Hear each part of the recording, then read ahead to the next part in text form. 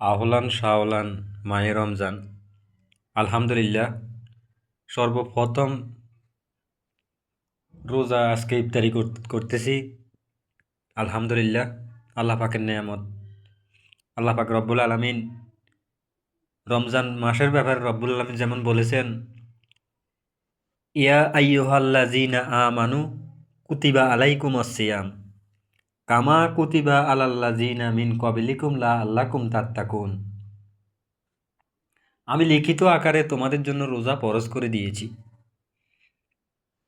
বেশি বেশি তোমরা রোজা রাখবে, বেশি বেশি সিয়াম পালন করবে, বেশি বেশি ন্যাক আমল করবে। এই রমজান মাসে বেশি বেশি আল্লাহ তাআলার কাছে পানা চাবে, কান্নাকাটি করবে। এই ইফতারের মাধ্যমে রহমত রহমত তৈরি হয় আল্লাহ পাক রব্বুল আলামিন। অল্প আমলে নাজাতের জন্য যথেষ্ট। বেশি বেশি ন্যাক আমল করবো ইনশাআল্লাহ। আমরা আজকে প্রথম দিন ইফতারি করতেছি। আলহামদুলিল্লাহ, আল্লাহ পাকের শুকরিয়া আদায় করি। কারণ কোরআন কারিমে রব্বুল আলামিন বলেন, লাইন শাকারাতুম লা আজিদান্নাকুম ওয়ালাইন কাফারাতুম ইন্না আযাবি লাশাদীদ। আমার নেয়ামতের শুকরিয়া যে আদায় করবে তাকে আমি নেয়ামত বাড়াই দেব। লাইন শাকারাতুম লা আজিদান্নাকুম ওয়ালাইন কাফারাতুম ইন্না আযাবি লাশাদীদ।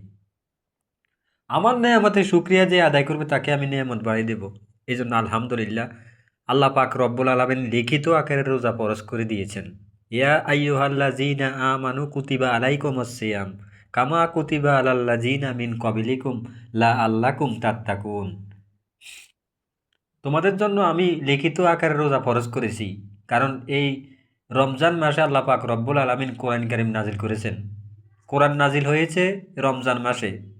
এই জন্য আমরা ইফতারের পরে আমরা যেমন মাগরিবের নামাজ পড়ে আমরা তারাবি পড়ব, বেশি বেশি নফল ইবাদত বন্দেগী করব। আলহামদুলিল্লাহ, আল্লাহ পাকের শুকরিয়া আদায় করি।